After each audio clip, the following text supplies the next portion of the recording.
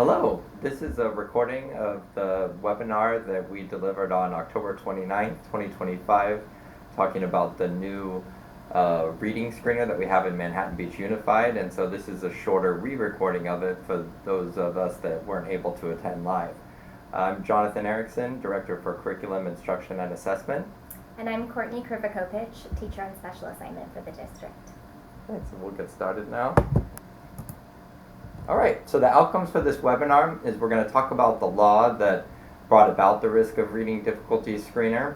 We'll talk about how we chose it with our selection process, and then I'll turn it over to Ms. Krivakopich to talk a lot about what the assessment actually looks like, and then finally we'll talk about next steps and upcoming screeners. So SB 114 in California requires that all students in grades kindergarten through second grade in California to be annually screened for risk of reading difficulties, and this is to begin this year in 25-26. It's worth noting that California is not the first state to have a law like this. It's kind of middle of the pack, and we anticipate that many other states will enact legislation like this. Two key parts of it. In the second bullet, first, we talk about how it is not to be used for high-stakes decisions, such as promotion retention or special education eligibility. And in fact, sometimes this is mislabeled as a dyslexia screener. It is not a dyslexia screener. It's a risk of reading difficulty screener. It could be part of the process of identifying deeper concerns with a student, but when they're this age, what we're really trying to do is this overall goal, which identify any reading risk early enough that just-in-time intervention can really get these kids immediately caught up to their peers. We understand some will need more, but it always starts with that least restrictive environment, giving kids just what they need, and then later on there could be other assessments that might determine they need further support. So the way that we chose it is that the Department of Education approved only 4 tools, and they released that list in December 2024, and then all LEAs had about 6 months until the end of June to choose one and adopt it at a board meeting. And when we did that, we looked at 3 of the 4 tools because one of the tools didn't include kindergarten, and the only way to use that tool would be in combination with others. So the 3 were Multitudes, which was a free tool developed by the state of California. Another one was Amplify, a brand new AI instrument that would have students independently assessed on computers with a teacher supervising. And then finally there were DIBELS, the one that we chose, which had been around for a long time through the University of Oregon. And it's actually unlicensed in terms of that anyone can use it. But the company Amplify essentially embedded it in a tool they call MClass that includes the assessment and ways to look at the data and create reports and all those kinds of things. So we had a team of teachers, administrators, TOSAs, look at all of the tools, trained on them, tried them with students, and in the end unanimously chose this tool, which is something that we had actually already been using in our district with interventionists before. So that's how we got to getting this tool, and now I'll pass it over to Ms. Krivakopich to talk about what the tool is. Great. So we're going to talk about MClass DIBELS assessment. So again, MClass is sort of the online suite that houses the assessment and student data, and then DIBELS is the assessment itself. The DIBELS benchmark assessments are comprised of multiple measures. So each grade level or grade level span has multiple different assessments that they take that help us get an overall idea of students' reading progress and helps us identify students who might be at risk for having reading difficulties. These measures are aligned to curriculum and instruction typical for each grade level, and they assess basic literacy skills, including phonemic awareness, alphabetic principle and phonics, accurate and fluent reading, reading comprehension, and vocabulary as we get into the upper grades.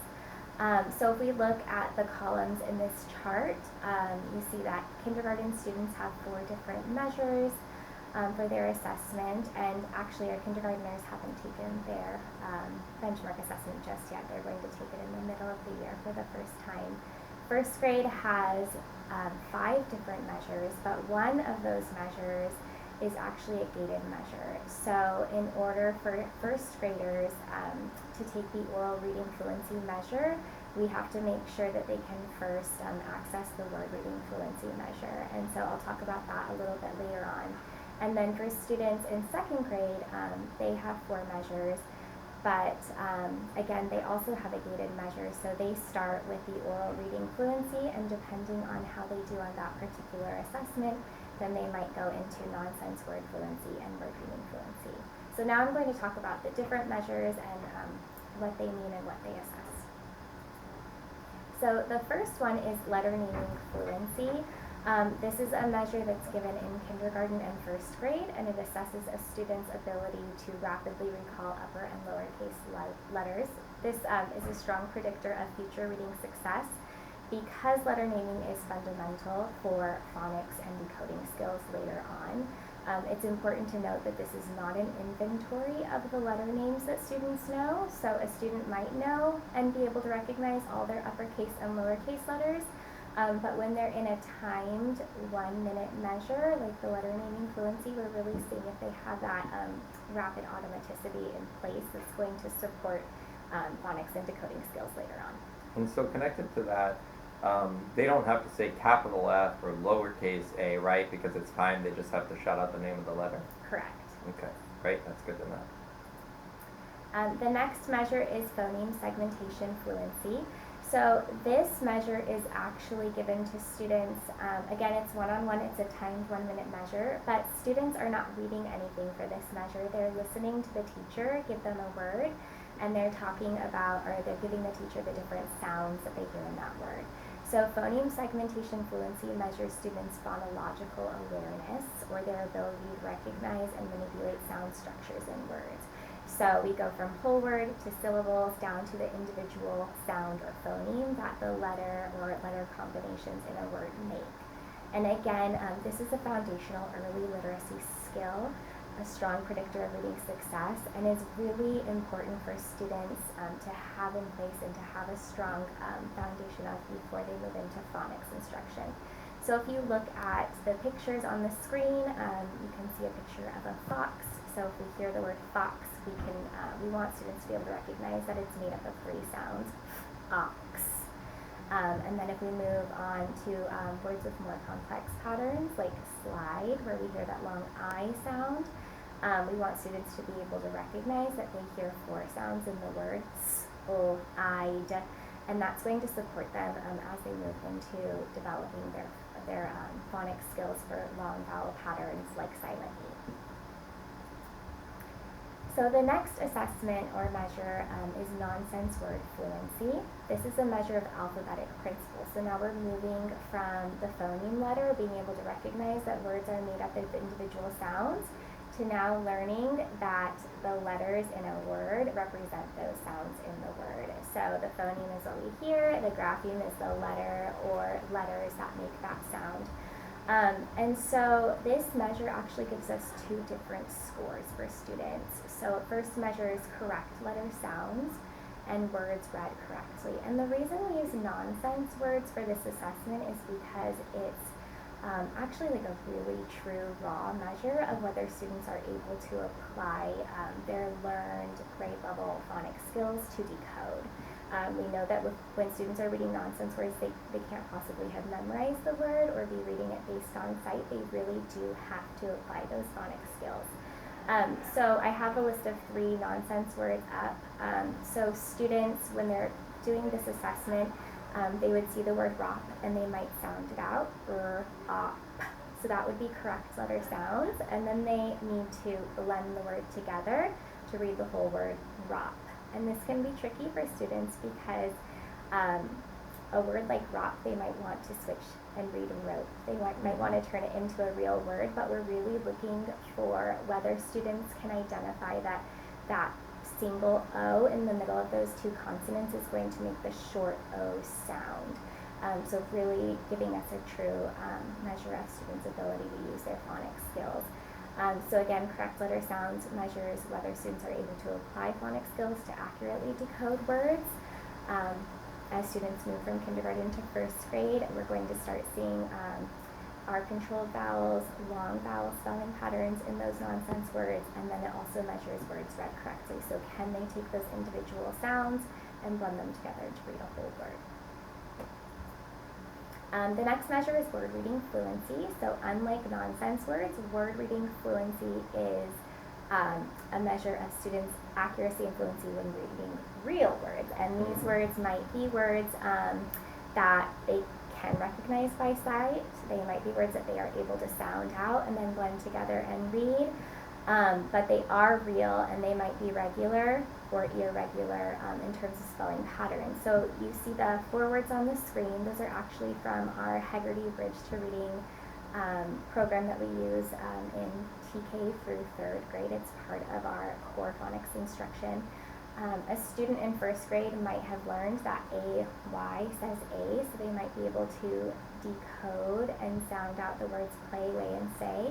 But if we look at the word very, for example, we see the stop sign there, and that tells us that that word has an irregular spelling pattern. And so that's not a word that students would be able to just sound out. It's a word that they would have to memorize by sight. So this assessment has words that are both irregular and irregular. The next one is oral reading fluency. So again, for students in 1st grade, in order to access this measure, they need to get at least 1 word correct in the word reading fluency assessment. And that's because we don't want to ask them to read an entire passage if it's going to be frustrating and hard for them. So the oral reading fluency is a gated measure in 1st grade. And it gives us, just like nonsense word fluency, it gives us 2 different scores. So the first score is for number of words read correctly. So when students are reading words within a connected text, are they able to read the words correctly? And then the second score is for reading accuracy. So it's really important to look at these 2 scores because it can give us a lot of information about students reading. So a student who reads a high number of words correctly with high accuracy, that means that they're reading many words per minute with very few errors. That's best case scenario. That's what we want for students, that fluent reading. Some students have a high number of words read correctly, but they have very low accuracy. So that tells us they're reading many words per minute, because just like the other measures, this is a timed 1-minute assessment. So they're reading a lot of words, but they're making a lot of mistakes. Their accuracy is low. So for a student who's doing that, we would want to encourage them to slow down, self-monitor their reading, self-correct if they make errors, and to really get them to tune into reading more accurately. Some students have a low number of words read correctly, but a high accuracy. So those are students who are reading at a really slow rate, but they are reading those words correctly. So something for those students to work on is just improving their reading rate. So giving them the confidence that you know these words, so now we're going to read them a little bit faster. Teachers and parents might work with the student on chunking or phrasing the words to make it sound more natural, like the way we speak, versus robotic word for word. And then the final instance that we might see is students who read a low number of words correctly and have low accuracy. So these are students who are really struggling with not only decoding what they're reading, but also just reading at a fluent pace. So these are students who would really benefit from explicit phonics instruction, who would benefit from sight word instruction, so that they can begin to apply those skills more consistently to fluently and accurately read. And then we have the maze. So the maze is a little bit unique compared to the rest of the assessments. The rest of the assessments are given one-on-one with the teacher and the student in their timed 1-minute assessments. The maze is the only assessment where the student is completing it independently on their own computer, their own device. And this assessment is only for 2nd grade students. So the maze is a measure of reading comprehension. It's a timed 3-minute assessment, and it requires students to use meaning and context clues to choose the correct vocabulary word from a series of words. So for example, if a student was reading pond fishing, and they read, Jade and Ike like to fish at the pond on the west side of the road. Groan as they pull Ike's boat to the pond. The students would have to read the 3 choices, they, we, and you, and choose the correct word to complete that sentence based on meaning and context clues. And when students log into their Clever accounts and click on the Amplify app, it actually takes them through a video where they receive instructions on how to complete the assessment. It does some guided practice, and it doesn't allow the students to begin the assessment until they've had the opportunity to practice and practice correctly. So again, this is the only measure that's actually on a screen for students. Yeah, and I'll jump in there real quick just to reiterate that for the other parts of the assessment, the teacher is interacting with the screen to record the scores, but the student is not. The student is reading something off of a laminated page in a book that's very used to what they would see in a regular paper, book or other type of learning material. And this, just as a side note, is one of the reasons also why we chose this tool, because we did not want one that was entirely dependent on students interacting with the screen, especially at this early age. And we've been talking about this in other meetings too, about being aware of screen time, especially for our youngest students. So we like that this program or assessment matches that, where there's 0 screen time for the kindergartners in first grade, and then second grade is a very, very short amount of screen time where they're independently clicking on a word. That's it. There's no games or anything like that for this. They're just clicking on the word that would complete the sentence, which it seems like a very appropriate use of technology. Right. Okay, so I'm going to go over a little bit of the benchmarks and goals, goal expectations for students. So the DIBELS assessment measures skills relative to benchmarks at the beginning, middle, and end of the school year for each grade level. And these results are used to determine how students are progressing toward meeting end-of-year expectations. So students completed their beginning of the year benchmark, which helps to establish a baseline for each student's performance. So if we look at the chart on the right, we can see the columns for kindergarten and first grade. So if we're looking at a first grade at the beginning of the year, you can see that letter naming fluency, for students to be kind of at grade level right now, we want them to name 42 letters correctly per minute. And then if we jump down to phoneme segmentation fluency, it's at least 31 correct sounds per minute. And then moving into the middle of the year benchmark, you'll see that there's a progression. So by the middle of the year, we want students to go from 42 correct letter names to 57. And that's because as they're learning and growing as readers within their grade level, the expectation is that they're making progress towards those end-of-year expectations. So these benchmarks are progressive both across grade spans and then across one school year. So the middle of the year benchmark will show us students' progress, and it will help us to identify additional areas of strength and need and to inform our instruction. And the end of year benchmark will provide a final measure of students' progress towards that annual goal. Yeah, and another way to think about this moving target is, when we say a kid is 6 years old or 7 years old, that doesn't mean a lot because they may have just turned 7, they may be almost 8, and so it's similar when we talk about kindergarten, first grade, second grade. There are big changes happening. That's the whole point, is we want them to learn as much as possible every year. And that explains the moving target, is that what their expectations are at the beginning and the end should be different than the end of the year because they're learning a lot. Okay, so now what? So we've administered the beginning of the year M-Class DIBELS already, and every family with a first or second grader should have gotten a letter by email that essentially says the student was not flagged or the student was flagged.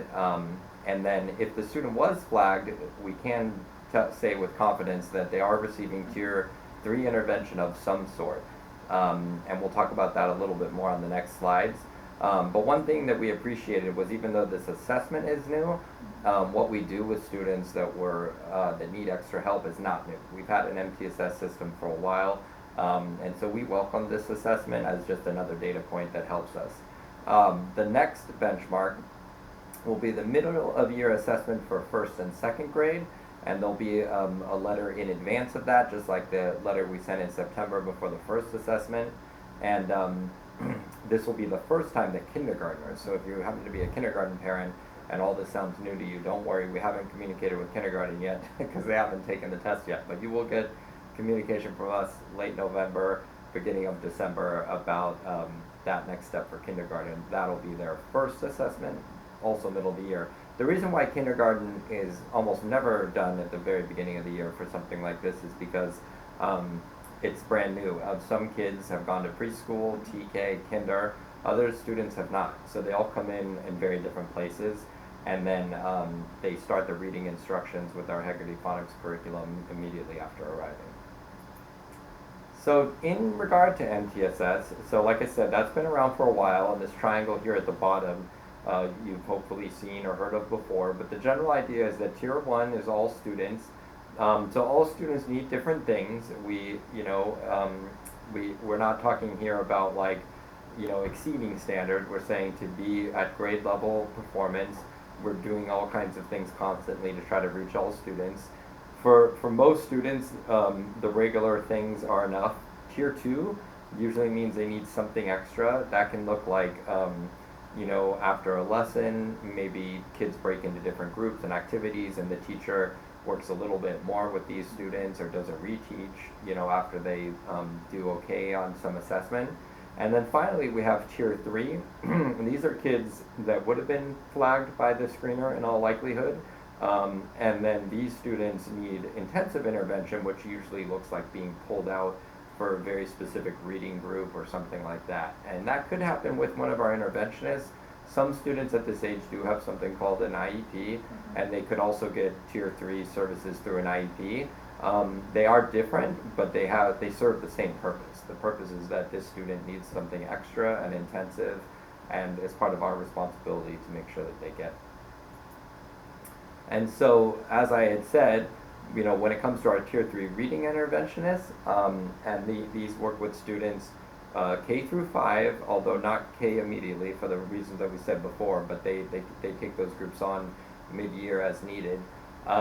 They can pull students in groups, and they can pull those groups at exactly the right level they want, so that regardless of which different kids are in the room or what classes they're coming from, if there are multiple kids in the room, they all need the same thing. They're getting like that exactly precise thing that they need to help catch them up. Now, that's just for a small part of the day. So for the remainder of the day, they are getting the full standard grade level instruction just like all other students, and that's a critical piece of it being MTSS, is that students are getting the dual experience of the grade level curriculum and then a specialized intervention as needed.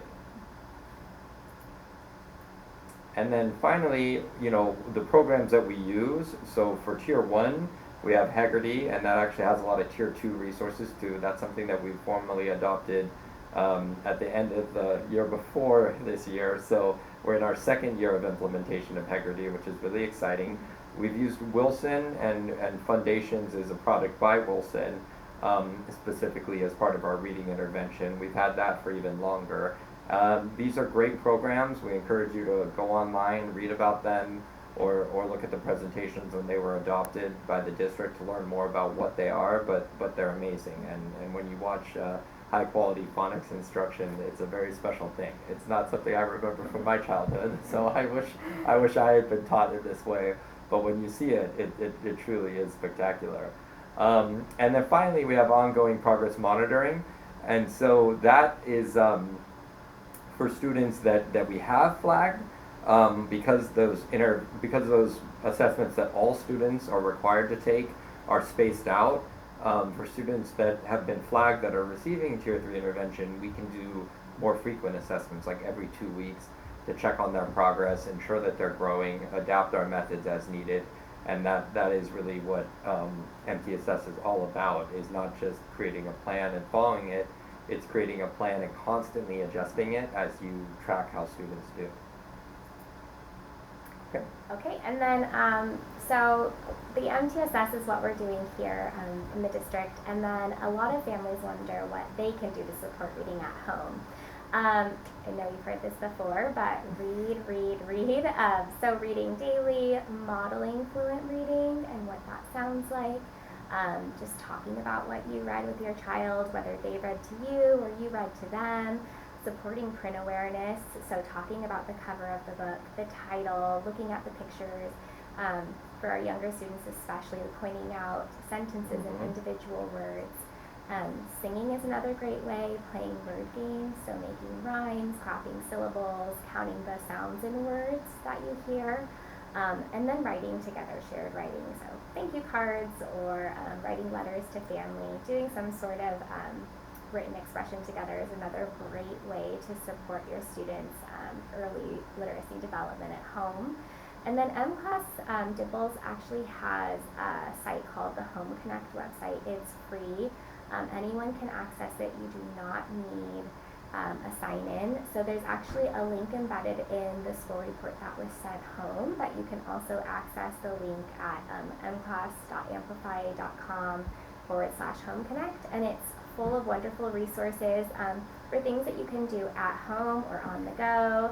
So there's a little snapshot there, shopping for sounds, sounds on a lock. And I think also just really pointing out and being really explicit with your child. So for example, I have a first grader, and my daughter, when she was learning about rhyming words, she would confuse it with beginning sounds. So she would say, "Mom, frog, friend, those rhyme." And I would go, "Oh, wow, you know, frog and friend, they have the same beginning sound. They start with but let's think of words that rhyme." And so just really helping your child in those ways can go a long way with their reading development. Yeah, and it's funny because I have a TK student whose name is Oliver, and he told me the way he spells his name is an O, 2 lines, a B, an E, and an R. And, you know, that's great. Mm-hmm. That means he's reading, you know, he's just, I'm so glad he talked to me about it, so I understand that he understands that there are components to his name, but he's at such an early age, he's still learning what a letter is, and to him, an I, an L, a line, and a 1, they all are one stroke with the crayon or marker, and the more I talk to him about it, the more he can understand the subtle differences between those things. Okay, well, normally if this was a webinar, we would have a discussion at this point. We thank you so much for listening to this, and please feel free to reach out to us anytime if you have further questions.